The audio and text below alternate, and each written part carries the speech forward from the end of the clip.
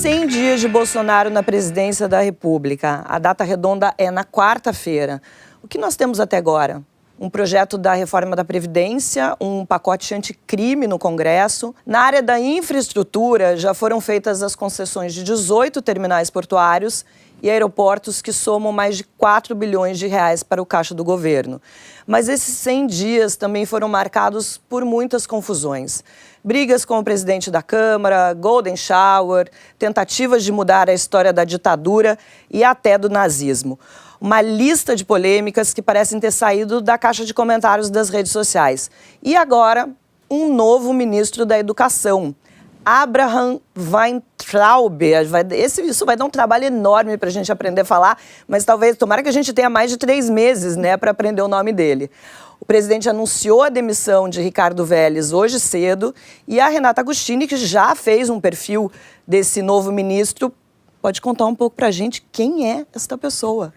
Eu fiz no Estadão ainda antes da eleição do Bolsonaro, porque tanto o Abraham como o irmão dele, o Arthur, foram os dos primeiros, se não os primeiros, a declarar abertamente apoio, não declarar apoio, emprestar o seu nome à campanha de Bolsonaro como técnicos, como naquele momento, você não tinha outras figuras fora do entorno do Bolsonaro, dos filhos, que estavam dispostos a dizer, estou com o Bolsonaro ajudando ele a formular um programa, a formular ideias. Então eles entram, o Bolsonaro publica um texto no Facebook falando sobre a independência do Banco Central. Era um dos primeiros acenos do Bolsonaro a essa que seria uma agenda mais liberal e tal, e um texto assinado por eles.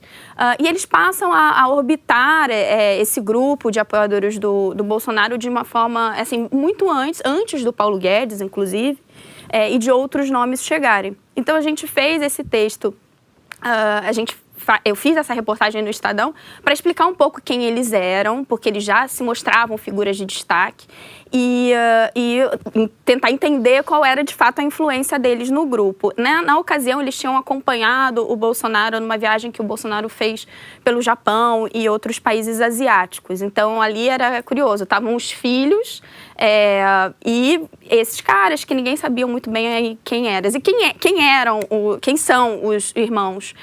Dá para colocar eles em alguma dessas alas que ficaram tão evidentes durante esse começo do governo? Já no governo, eles são caras, até o Andreasa lembrou, quando a gente começou a comentar aqui, da confirmação do nome. Ele é um cara do Onyx Lorenzoni. É assim que ele chega ao Bolsonaro. Eles se conheceram, o Onyx Lorenzoni e os irmãos, num debate sobre previdência. O Arthur e não Abraham tem um histórico de trabalhos e se dedicou há muito tempo a estudar a previdência. Então, eles se conhecem nesse contexto. Começam a formular uma proposta para a Previdência junto com o Onyx Lorenzoni. E o Onyx, em determinado momento, apresenta eles ao Bolsonaro e eles se dão muito bem. Então, eles decidem que eles vão apoiar e ajudar o Bolsonaro a formatar um plano econômico.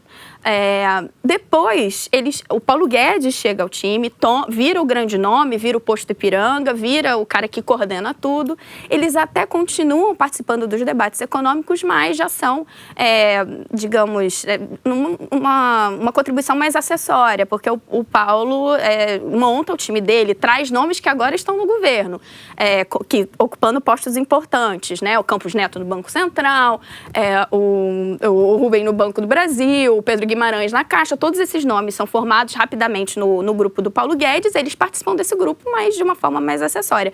Quando o governo é montado, o Onyx leva o Abraham para ser o número 2 dele na Casa Civil. Então, qual grupo ele está? Eles começaram como assessores econômicos e migraram para uma seção, para o grupo da Casa Civil, porque são nomes de confiança do ministro Onyx Lorenzoni. Isso é um ponto importante que eu acho que... Por que o Abraham está agora lá na MEC? Só um parênteses. O Arthur está também no Palácio do Planalto, ele é um assessor da presidência. Então, eles são pessoas importantes hoje ali no Palácio do Planalto. O Arthur acompanhou o presidente em viagens como a do Chile. Eles estão ali orbitando de forma muito próxima ao próprio presidente.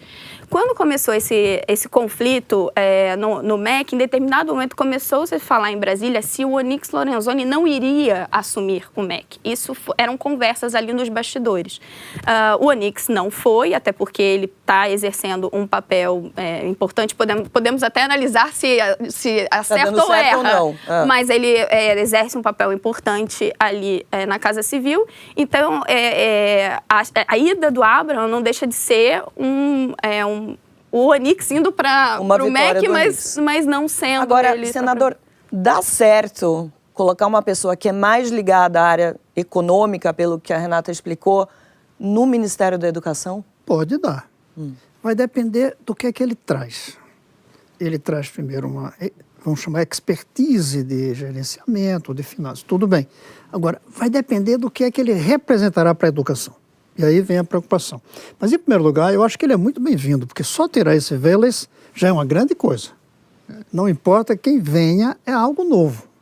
Agora, a primeira dificuldade é ele convencer ao presidente, e isso não é só Bolsonaro, não. Os outros presidentes anteriores também não foram convencidos da importância da educação. Não da boca para fora, mas o entendimento de que a educação é o vetor do progresso. Porque a economia vem da educação. Porque a produtividade vem. Porque o social vem da educação. É a educação que distribui renda. Não adianta distribuir renda. Combate a desigualdade. Não adianta distribuir renda jogando dinheiro do helicóptero. Porque a gente viu agora, nesses 3 primeiros meses de governo, só um debate raso, furado, com assuntos periféricos que não levavam absolutamente nada, mandar aluno cantar hino e tal. Inclusive, a Folha de São Paulo acabou de fazer um levantamento, né, desses 100 primeiros dias e só 1/3 dos projetos que estava prometido a ser feito nesses 100 dias foi cumprido. Uma das coisas que não entrou nisso foi justamente um plano de alfabetização. Por exemplo, não é isso que esse ministério tinha que estar focado? Mas antes... E foi por isso que já teve ministro demitido. Porque eleitoralmente... O importante é você cuidar da universidade. O presidente Lula, por exemplo, com a genialidade política e eleitoral dele, ele disse em certo momento, você, ministro que estava lá, você está muito preocupado com a alfabetização de adultos e com educação de base. Nós precisamos investir na universidade. E está fracassando. Porque a universidade sem educação de base fracassa. Mas deixa eu voltar um pouquinho ao desafio do novo ministro. É convencer. E aí o presidente precisa convencer o povo, o Brasil, porque nossa mente brasileira é de que a educação não é fundamental.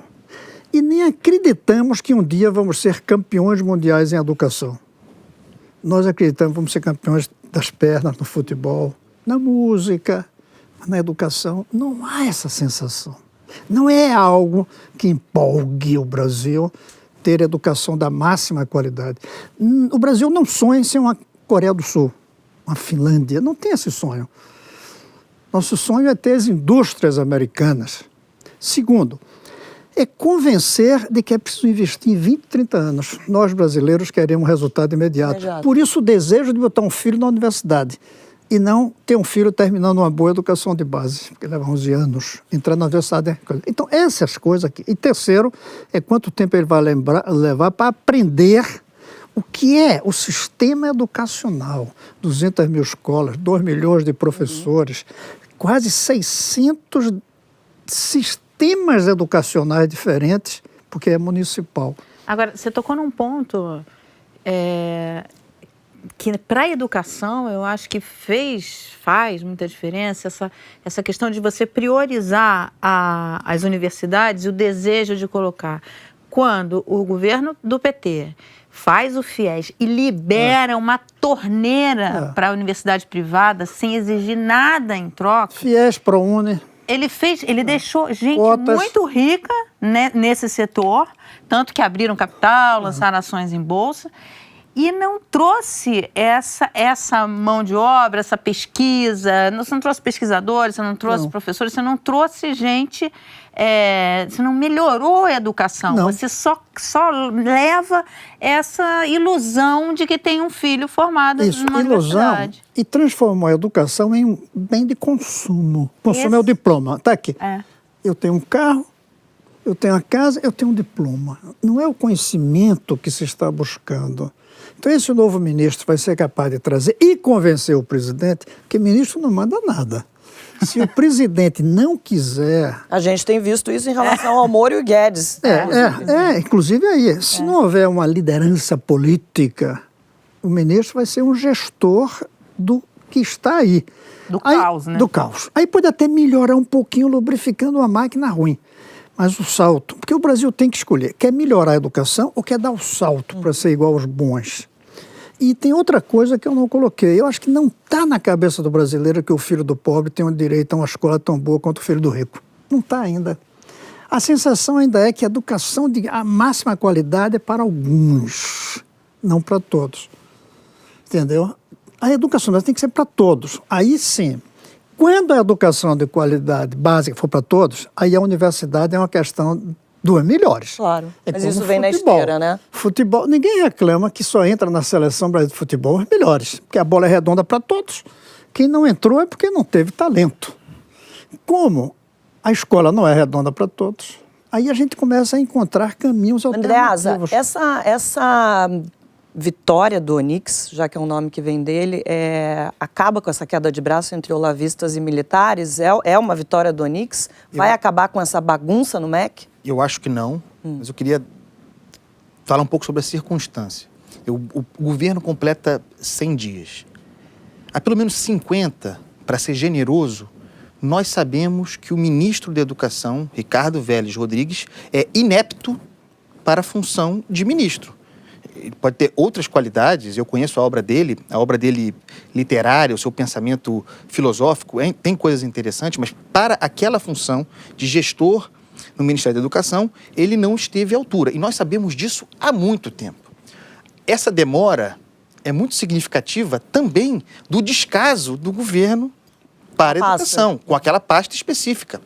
Inclusive, é bom fazer um desagravo aqui, deixando de demitir o ministro, porque de fato a decisão estava tomada e seria anunciada, para desqualificar jornalista. É isso mesmo. Que foi o que a gente viu acontecer. Tudo isso é o caso da Eliane Cantanhede. Sim. A informação era procedente. Mas existe um modus operandi de, diante do fato de que era a grande imprensa que havia tido acesso à informação, vamos atrasar um pouco a demissão desse sujeito, dane-se a educação, para desqualificar a imprensa e criar condições para chamar o jornalista de fake news. Isso tem método. E funciona, né? É claro que funciona. Então, esse é o aspecto circunstancial. Sobre o novo ministro, Renata fez um panorama muito preciso.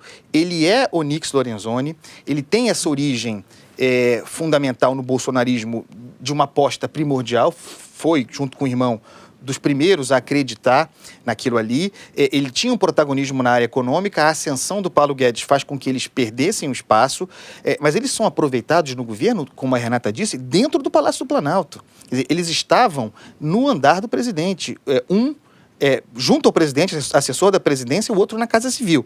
Eles são um produto do Onyx, mas o Onyx também é alguém que, nessa dinâmica de 100 primeiros dias de governo, se viu muito isolado, como um dos poucos ministros civis, se não o único, dentro do Planalto.